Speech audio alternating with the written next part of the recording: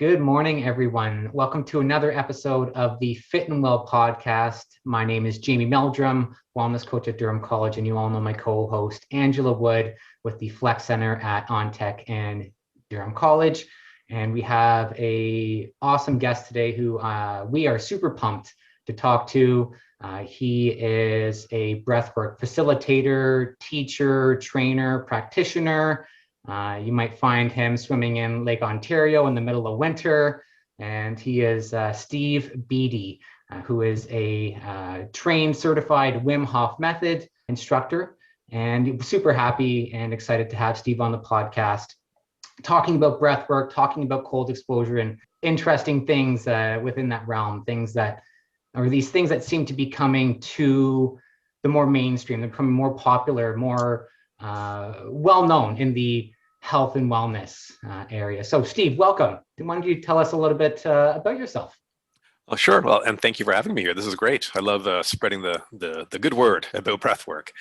So yeah, I'm a level 2 Wim Hof Method instructor. I have been for nearly 4 years now. I was one of the first cohorts of instructors to ever be granted the certification of instructor. And I've been teaching breathwork ever since, traveling all over Ontario and Quebec and further at times, going on retreats and running workshops, and just discovering all the power behind breathwork. I got into breathwork 8 years ago now. I always have to think back, how long has it been now? This whole past year sort of been a blur, but it used to be 6 years and now it's 8 years. So yeah, I got into breath work as a means to heal myself. I'd become ill with an inflammatory disorder. Didn't know what it was. Doctors didn't know what it was. Went through all sorts of testing. Couldn't figure it out. They figured out, well, we'll give you some medication to help sort of get rid of the inflammation in your body. And I didn't really want to go that route because the medication for inflammation, it can be sometimes worse than the disease itself. So a friend of mine at work at the time said, "Hey, have you ever heard of Wim Hof?" And this is back 8 years ago, and he was not on the radar at all. But I had heard of Wim Hof, funnily enough.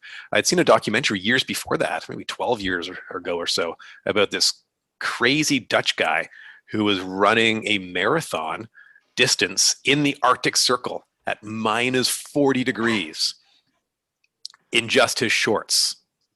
No shoes, no boots, no pants, no shirt, just shorts on. And he ran a marathon. Wow, that's pretty amazing. But I kind of resonated with me because I like the cold as well. I've always enjoyed being in the cold. That's very interesting. I didn't know people did stuff like that. Forgot all about it. Years pass. I developed this illness, this inflammatory disorder in my body where I'm sick. I was actually in hospital with this disease. I was quite sick. My life was falling apart. And it didn't make any sense to me because I come from a health and fitness background and I did everything right. I ate right. I slept right. I exercised right. I did everything right. But I was sick. Couldn't figure it out. And so I took a look at this Wim Hof guy again and thought, well, what's going on here? It seems like this breathing and cold exposure is good for people with inflammatory disorders. And inflammation is the early sign of disease developing in your body. It leads to all sorts of other illnesses, whatever it might be, whether it's, Parkinson's, MS, rheumatoid arthritis, other arthritis, cancers, they all have this root in inflammation. So I was a little scared of what was going on. And I looked at it and I, watched some of his other videos on YouTube and thought, well, that's really interesting. Didn't do anything about it. Just watch the videos. Even in a health and fitness environment where I lived and being frustrated with all of my clients thinking, well, why don't you just do it? Why don't you do the things you need to do to make you happy? What's the block? And I was then caught myself doing the same thing, just not doing it. And then one day I just got up early in the morning. You know what? I'm gonna try this weird breathing thing that Wim Hof has developed, where you breathe in and out 30 or 40 times really deep as you can, all the way in, and then you let it go, and all the air falls out of you again. And you do that 30 or 40 times, and then on the last one, you let it all go, and then you stop. You hold your breath with no air in your lungs. which is the weirdest thing you'll ever do, because you don't do that. You breathe in and hold your breath. Everybody knows that. Everybody knows how to hold your breath. We were all kids. We all tried that. And I did this breathing and breathing and breathing, and let go and held my breath. And I felt really weird. All this tingling and buzzing and vibration in my body. What is going on? And after not breathing for a long time, I would take a big breath in, hold your breath again for only 10 seconds or so. And then you do this whole thing again and again. 3 rounds, 15, 20 minutes of work. And after that, I felt better. And I wasn't in an inflammatory state at the time. I wasn't sick at this time, but I felt better. I just become accustomed to feeling stiff and achy. My joints were always kind of sore. I was always had to shake it out in the morning. And it was gone. Just this breath work, it was gone. Oh, wow, that's incredible. And so I started this journey of doing the Wim Hof Method every day for years. And it controlled this illness. I felt fine. It was incredible. This is amazing. I need to spread the news. I want to find out how I can teach this to other people. I was an instructor at the time. I taught fascial stretch therapy and other fitness modalities with some companies around Canada. So I wanted to teach the Wim Hof Method. And sure enough, there was a course coming up, and he was actually coming to Toronto exactly 4 years ago. So I met Wim in Toronto. Actually, I'm early for everything, and I got to the Brickworks here in Toronto where he's having a big workshop. I was super early, so I went for a walk in the woods, and so was Wim. And I bumped into Wim Hof in the woods, and we went for a walk together. And then a few weeks later, I was on the advanced course in California, and it was there, the advanced course, where my healing actually began. I had sort of solved the superficial feeling of inflammation in my body. But when I was in California, it was a 2-day advanced workshop. And we did this really long session where we were breathing for about 90 minutes. I didn't know you could do that. I thought it was only 3 or 4 rounds of breathing. That's the Wim Hof method. We did this really long method, and we're doing some other types of breath holds and then guided meditation. And this was all new. This is like incredible. And at the end of that, I started to feel really uneasy. There's something stirring within me. Going, what is going on? I don't like this feeling. I'm gonna push that back down where it belongs, down in the dark shadow of my heart. And then didn't think about it again. And then I went to the master's course in Australia to become a Wim Hof Method instructor, which I think is funny. This Canadian guy had to go to California and Australia for cold exposure. I could do that right here. I didn't have to travel. But there I was in Australia. And it was a 5-day workshop learning everything to do with breath work and meditation and cold exposure and all this stuff. And at the beginning of that, we were told to meditate on our blockage. I didn't know what that was. What's a blockage? I don't have a blockage. I want to learn about breath work and meditation and cold exposure. Meditate on your blockage. Every day we're coming back to this. Like, yeah, I don't know what this is. But then on the last day, we again did this really long session. Again, about 90 minutes of breathing and breath holds and meditation.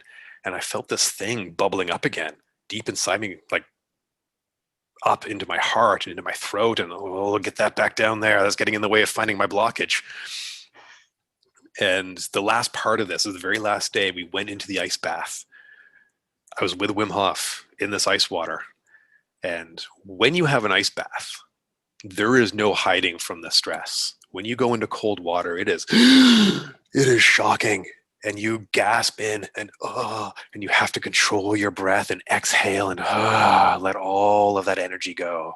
And then right away your body goes, no, okay, I get it. Again, let it all go again and let all that energy go and dissipate. And once you get control of that stress, then you go into this beautiful, blissful place where your mind is clear.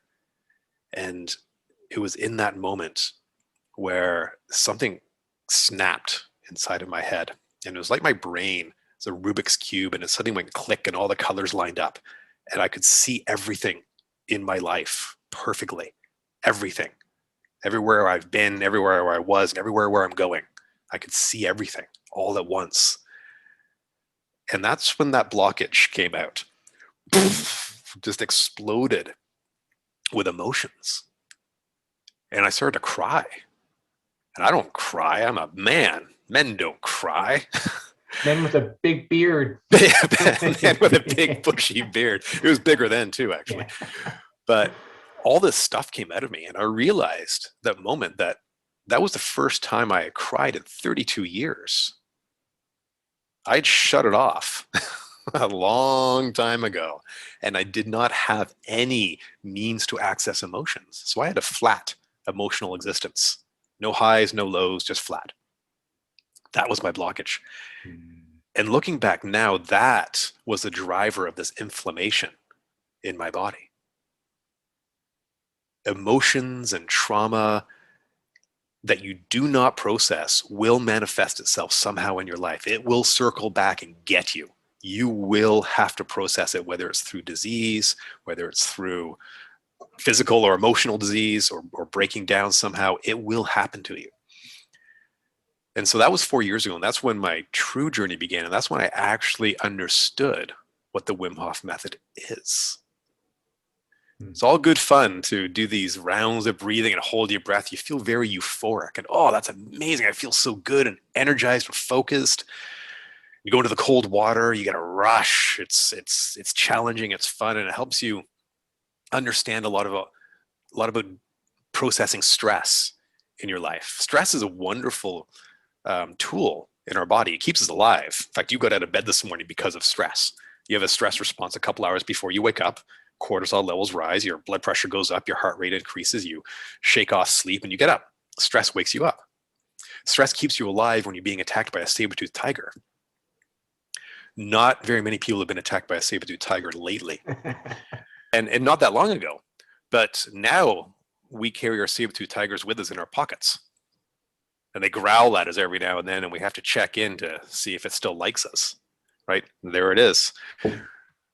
So we are constantly triggering the stress response. So we're always wound up. We're always in this semi-fight or flight.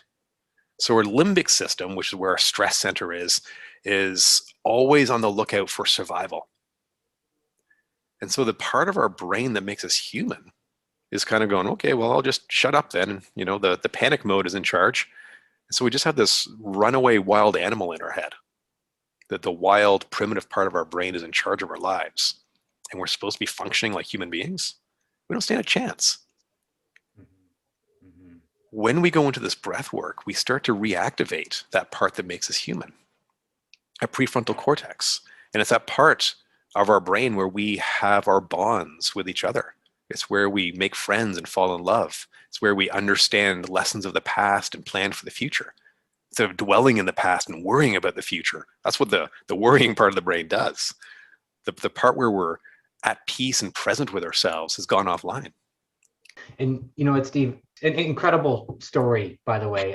Just what led you to breathing and then your journey through it. And I think for me, and maybe for even like a lot of people, it's almost knowing, or the idea that if you embark on, say, the Wim Hof method, which is a combination of breathing, of cold exposure, there might be those moments of like vulnerability when that blockage comes up, and that can be really scary to face, because I know I've had the opportunity to go through that, and you know, it's a hard decision to make, and it's not a pretty thing to do. It's not fun by any means. But and so I was very fortunate enough to have Steve facilitate a Wim Hof kind of instructor course, or teacher course that I took. Workshop, thank you.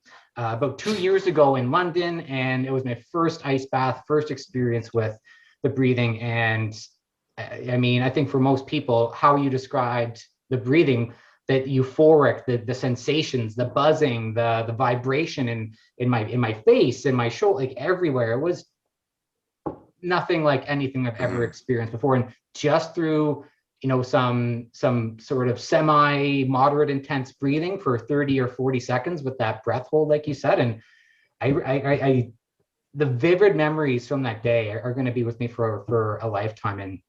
And so maybe what is it about the breath hold? What is it about that breathing technique that kind of gives it the benefit, like that makes it, that really gives it the effects that it does?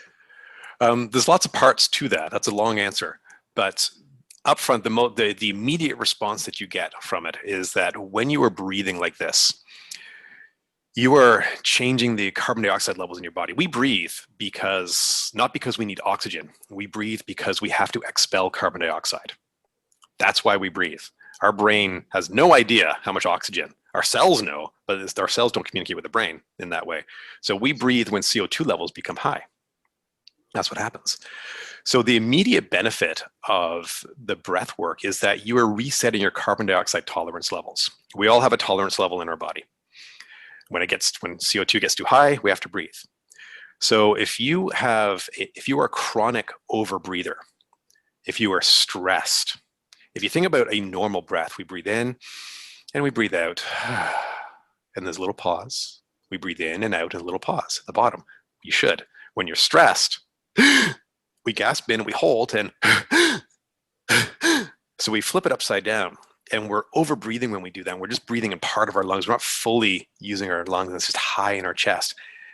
And what we're doing when that happens is we're pushing down our CO2 tolerance level all the time.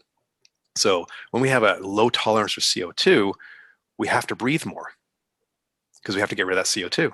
So if we're breathing more, we push down that CO2 level a little bit more. So we have to breathe more, and down it goes. And that triggers more stress. So stress creates more stress. So the immediate response of doing the Wim Hof Method, I know Wim Hof Method is over breathing, but it's over breathing with a purpose. And that's the biggest mistake with people who come into the Wim Hof Method and they just see something online, think, oh, I'm going to do that. And they have this dysfunctional breath pattern where they're already they already have that breath, that stress breath up high, and they're already, and then they do the Wim Hof Method like that. You're not doing yourself any favors at all. In the Wim Hof Method, it is a deep and release out the other end, fully in and a long release. And so we're switching the body into a parasympathetic response. So you're down regulating your body deep into the parasympathetic, the rest and digest. The sympathetic, where people are stuck all the time, the stress, they're wired, they're loaded for bear all the time. We down regulate them from that into that nice, slow, relaxed state. They're still over breathing, so they're dumping off a whole bunch of CO2, getting rid of all the CO2 in the body, and they go in that breath hold. There's no CO2 left. So you can hold your breath for a long time. And what happens is you go into an oxygen deficit at the cellular level, hypoxia. And when that happens, your body shunts blood from the core and brings it all into your heart, your lungs, and your brain. And you actually increase blood flow to these vital tissues. And you increase blood flow to your brain, a lot of it. And your CO2, and you're nice and relaxed, you're calm, and so your CO2 goes up and up and up and way up, and you reset that CO2 tolerance level. And now you breathe deeply in, and your brain says, oh, good job, you're breathing. Here, have some dopamine. And so you get this reset of your dopamine neurotransmitters and your dopamine receptors in your body. Not only are we stressed all the time, but we're always looking for that quick fix. We're always looking for the quick likes with our saber-toothed tiger. We're always looking for the next Fortnite kill or whatever the kids are doing these days. We're always looking for that quick dopamine squirt all the time. That's not what it's for. The dopamine is there to reward us for when we have survived. It's for the return to safety. That's what it's for. So we put ourselves in this, we perceive this as an emergency because we've run out of oxygen. And then we breathe in and we reset our CO2 tolerance level, and we reset our dopamine neurotransmitter or receivers. So now we stabilize that. We also, in that moment of acute stress in that breath hold, we also release norepinephrine into our body. So we start to get a relief from any inflammation that we have with the release of norepinephrine. We get a rush in our body, and that helps to process some of that achiness and stiffness. That's what I was feeling early on when just through the breath work, getting this rush of adrenaline in this calm state was starting to reset and helping me to process some of the cytokines of the inflammatory storm I was going through. Mm-hmm. So that's why the breath works. Right. And I think, and sorry, Ange, yeah, I'll just touch on something real quick, but just to make the point that, in the world of health and wellness, there is a lot of kind of woo-hoo, pie in the sky sorts of things that, are seem kind of sketchy, questionable, but I think, well, I don't know if we'll have time to touch on today, but, Wim Hof has gone under or has taken part in like these clinical trials with doctors and physicians, and who's injected him with like E. coli, and he fought off that he optimized his immune system response simply by the way he breathes. So point being is that there's science, there's research, there's clinical research and science that supports all of these benefits. So it's not just some kind of mumbo jumbo woohoo kind of thing. That's right. That's one of the most exciting things for me. You can do what you do, and what I sometimes do is just practice it and then live it, experience it to really get that knowing. Yeah, and just practicing it, your body naturally readapts to what the body is capable of doing. And it was because of the science that I was so attracted to the Wim Hof Method. I have a science background, so I need to have an explanation of things. I'm not just going to do it. I want to know why this is working.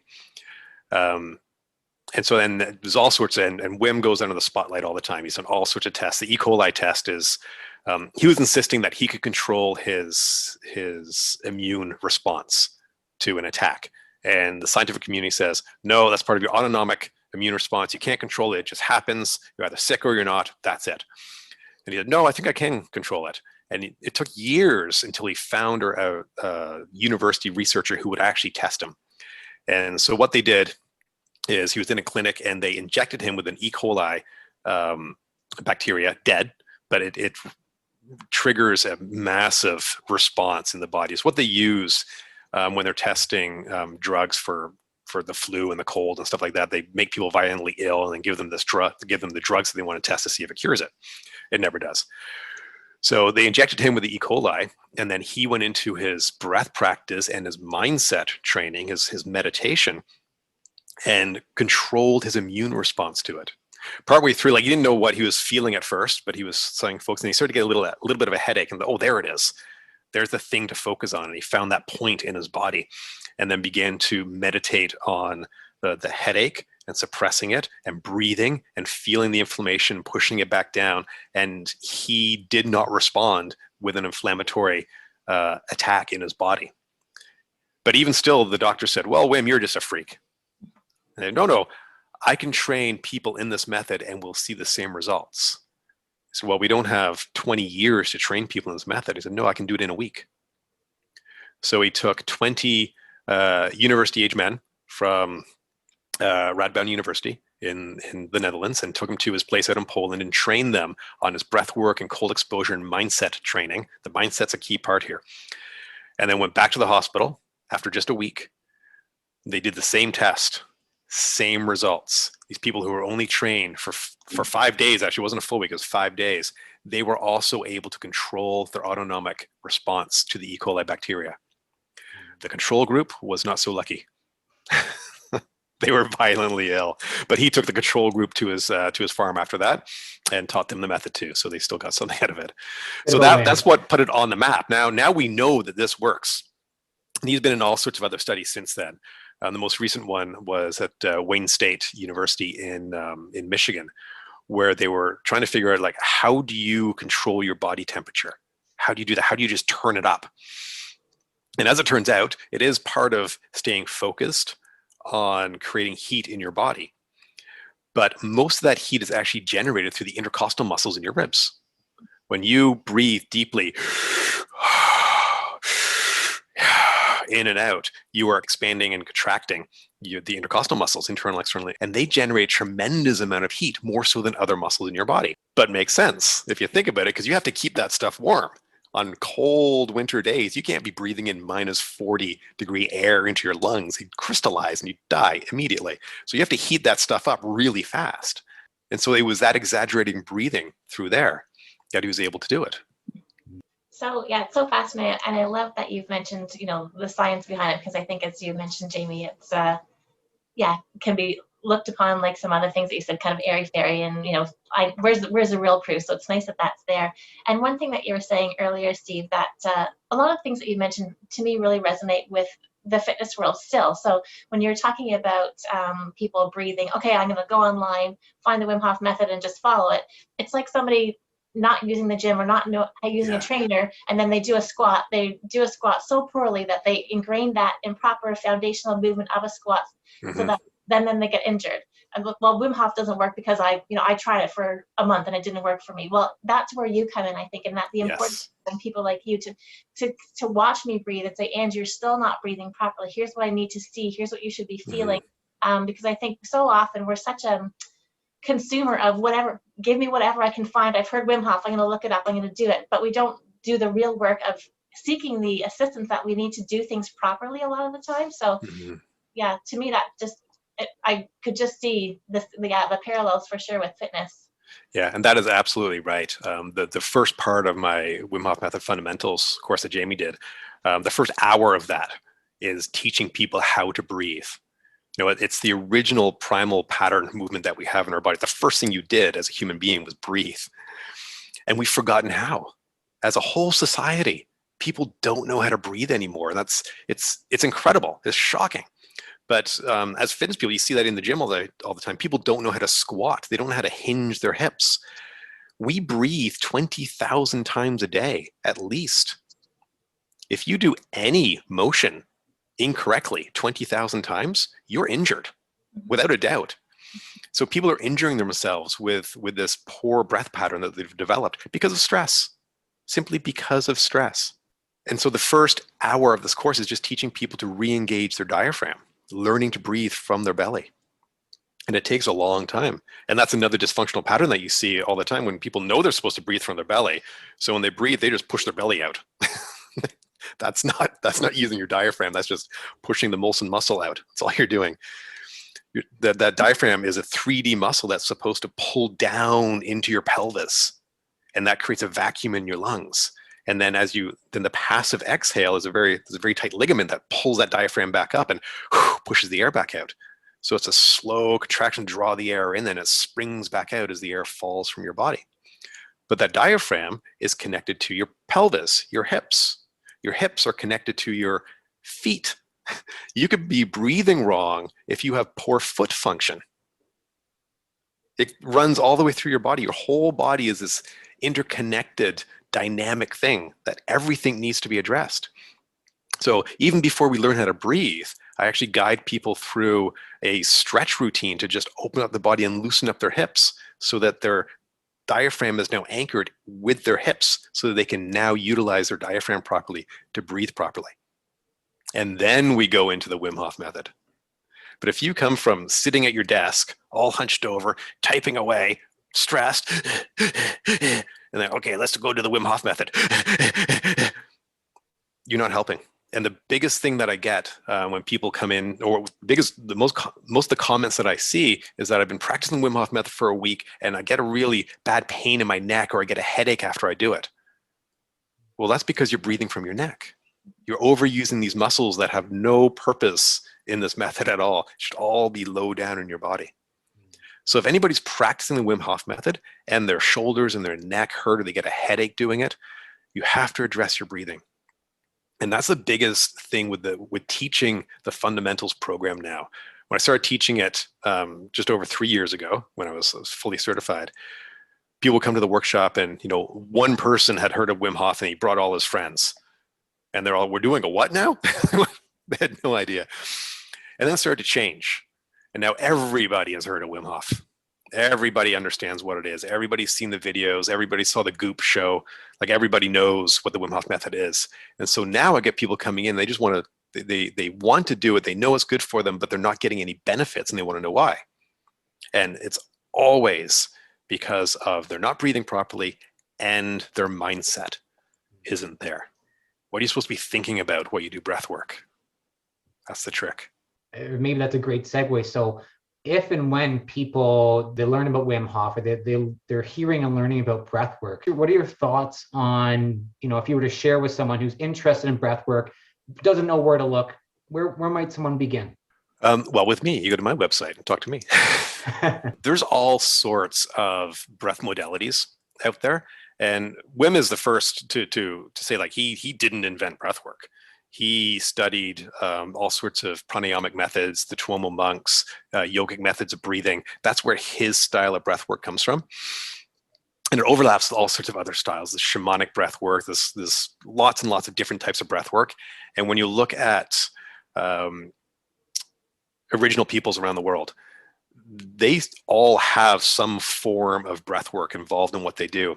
And I fully believe that the first humans to walk out of the Rift Valley in Africa had a breath work practice. They use breath to access a deeper state. So a great place to start with breath work is just in your local community. If there's any yogic practices that focus on the breath, pranayamic breath practices, there's all sorts out there. Or find your local Wim Hof Method instructor. And a lot of personal trainers now at the gym, they have taken courses on how to breathe, and they can help you learn how to breathe properly from your belly. That's the key, learning to breathe from your belly. But then also learning to recognize why you might not be breathing properly. So somebody can come to a workshop and learn to breathe from the belly and learn to breathe properly, and then they go right back into work without that mindfulness, without the mindset, go, oh, this is how I breathe at work right away. So it's retraining the way people think about their breath and carrying that through their day, and just be mindful of their breath. And one of the things I like to teach is stop, drop, and breathe. Is just to notice your breath, drop into your body, and just pay attention to your breath for a while, for all your awareness and all your attention. And that in itself, actually, we've measured this. We can put electrodes on people's brains and see what happens when they pay attention to their breath. And right away, the busy, distracted, anxiety, stress brain calms down, and we go into a low alpha state in our brain, which is flow state, and we reactivate that prefrontal cortex just by noticing your breath. And that can be as easy as just feeling air running through your nose, or the natural rise and fall of your belly. Just do that for 5 minutes a day, and that will change your relationship to your breath. And then what happens, once you become aware of breath, you notice when your breath isn't doing what it should be doing. People with, this is a study done in Italy, I can't remember the university. I quote this all the time, so I really should get the reference for it handy. But they took a cohort of people with anxiety disorders who were on medication because of anxiety. And they taught them the simple breath awareness meditation. And what they found was that people's breath changed before they became aware of their anxiety. Their body would be responding, and then their brain would go, oh crap, anxiety attack, which would make it worse. So becoming aware of your breath, you notice, uh-oh, calm down and breathe through it. And a good number of these people actually went off medication. They no longer had an anxiety disorder because they simply became aware of their breath.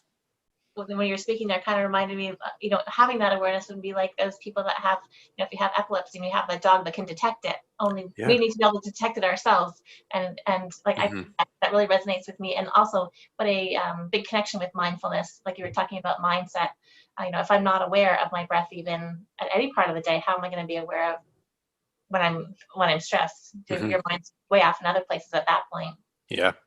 And when we go through life not being aware of the life we're living, right? We just stumble through, just keep going, and we distract ourselves all the time. We're always on our saber-tooth tigers and check and see what's going on. We binge watch TV shows. We are always in a state of distraction because we don't know how to connect with that part of our brain, because it's just that busy, anxiety, stress part of our brain is on fire all the time. So we want to just push that down. We don't want to be part of that because we don't like it. It creates fear. If we stop and pay attention to the stress in our head, that's scary stuff. So we don't want to feel that. So we just try and distract ourselves all the time. When you were speaking, Steve, about kind of when you finally confronted your blockage. When we had spoken earlier, I'd mentioned having a similar experience after I do restorative yoga. Typically the next day I'm so teary, like I can't explain why, but it's that restorative yoga has brought up things that I hadn't addressed likely and was beginning to address. So do you find a lot of people have that same experience when they're taking your courses, that they just have this emotional release? Yes, often. Pretty much every course I've led, there's tears. Yeah. And I do that intentionally, really. I bring people to that point of awareness of their emotional state. Because that's, to me, the way I use the Wim Hof Method is to access that emotional self. Because I had a bad relationship with emotions. So that to me is what it is. And it happens all the time. And it's a combination of both just the rhythmic breathing, the shamanic style of breathing, where it's an in and out without pause, just a steady, connected breath, activates emotions in the body. Emotions are trapped in our tissue. All of it's trapped in our fascial net in our body. And when we do this rhythmic breathing, it comes out. It starts to flush out of the fascial net and back into our bloodstream. And these emotions flood into our heart. And our heart feels it and sends a signal to the brain and says, hey, brain, fear, grief. And then we start thinking about it. And then we overthink about it. And then we get trapped in all sorts of things. So just allowing yourself to just let that go and just feel. Just let yourself feel whatever it is and understand that there's no bad emotions. It's just emotions, it's just energy. Just let yourself feel it.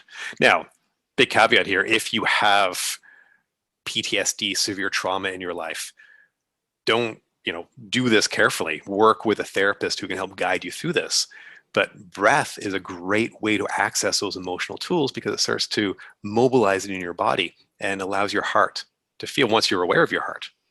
So bit by bit. And that's a great point too, Steve, because I've talked with some counselors, some therapists, breathwork practitioners and facilitators.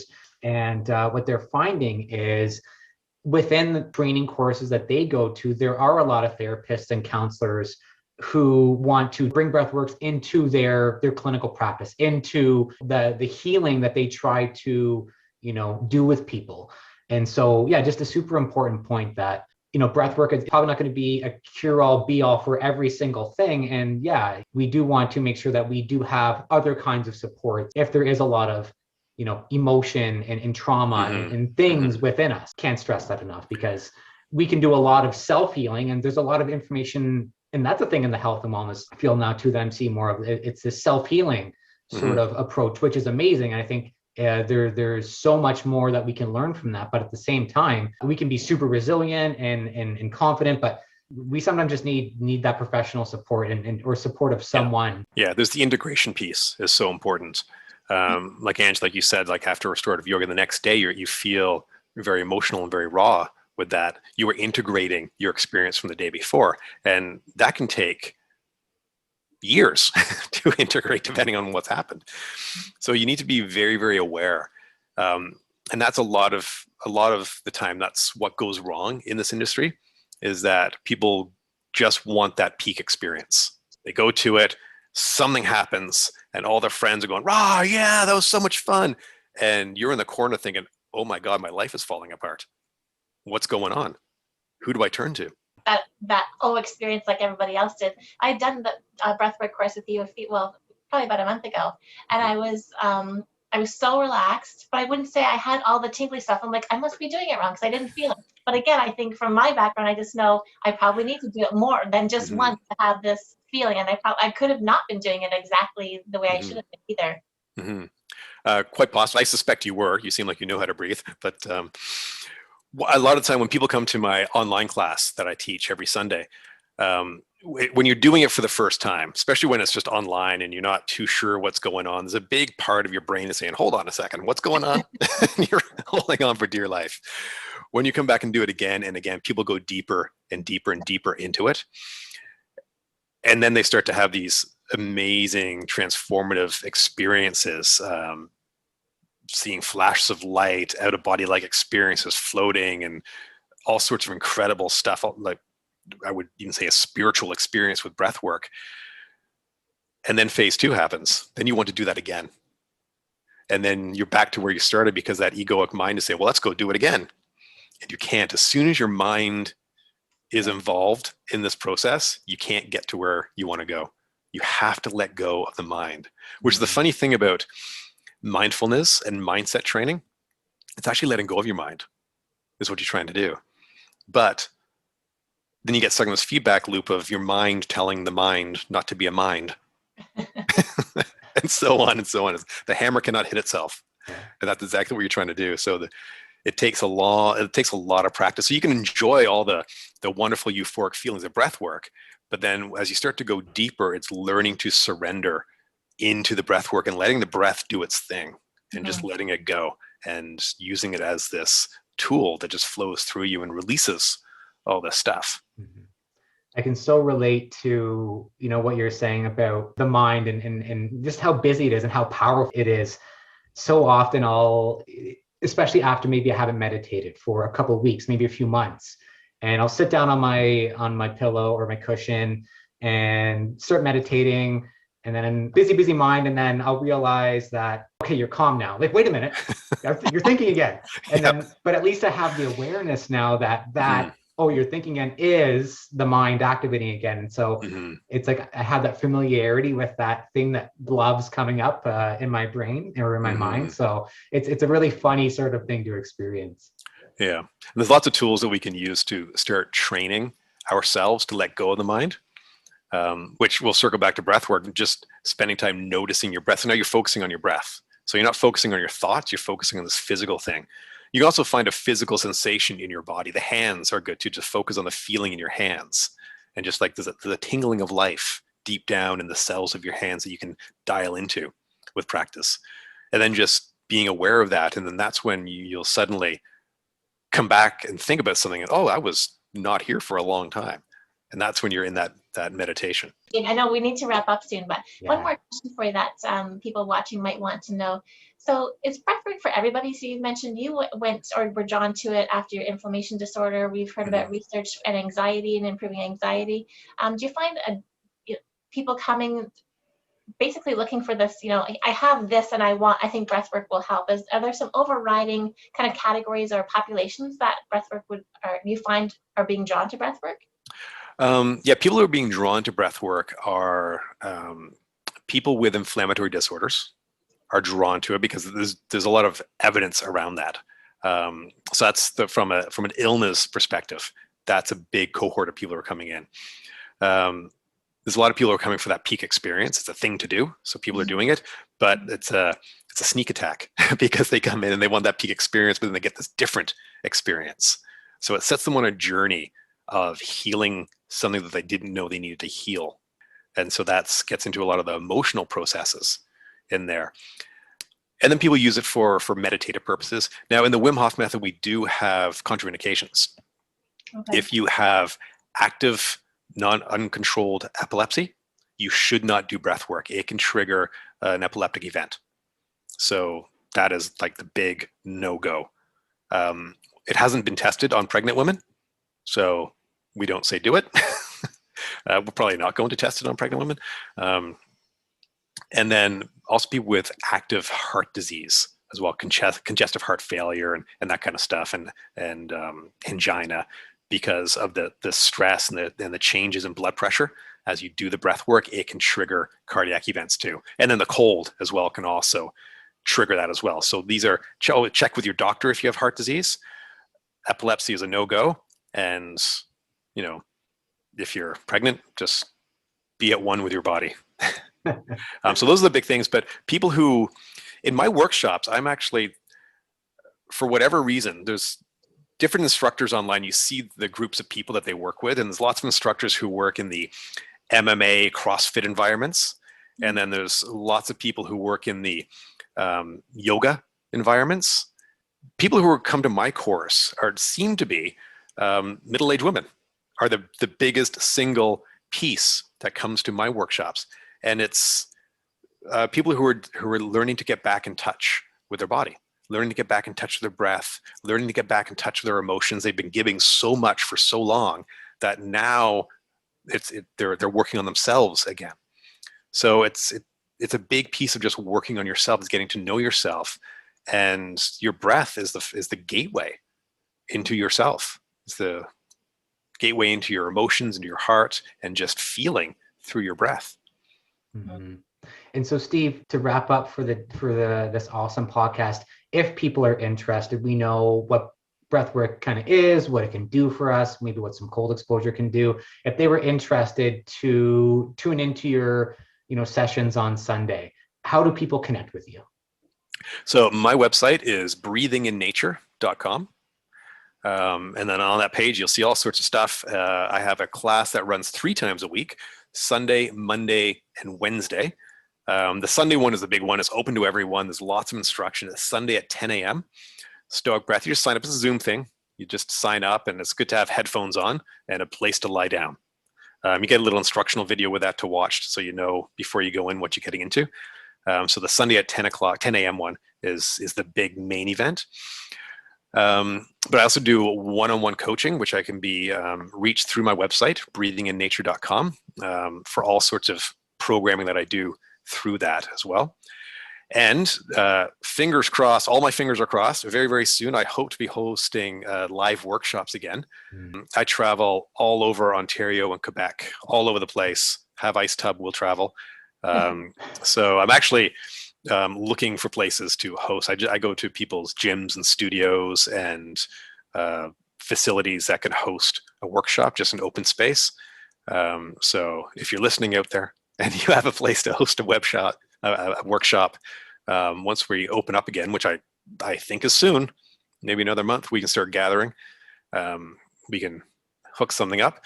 If you're in the Toronto area, every Saturday, while it's still icy cold out there, every Saturday at 11 o'clock, we meet outside in a big open space, and we get together and do the Wim Hof Method, and we breathe, and then we go into Lake Ontario in a nice clean spot here in Toronto.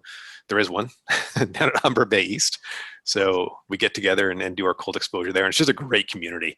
It's not guided, where I go and do my own personal practice, and then a whole bunch of other people start to do their personal practice. And now we have a big community that comes together. And, a couple weeks ago, if there was more than 5, we'd have 2 groups or 3 groups. And now we can have a group of 10, so we can sort of expand. But when I started doing this, I was the only one down there 6 years ago, the only one going down to the lake, going for a swim. And, I can imagine people walking by and be like, "Is that a head in the water? I see." Yeah. I get it. Do you need help? Yeah. Used to get that a lot. But now there's groups everywhere. There's people all over the place doing this cold exposure on their own. I think it's fantastic that people are doing it and readapting their body. Yeah. It's really wonderful.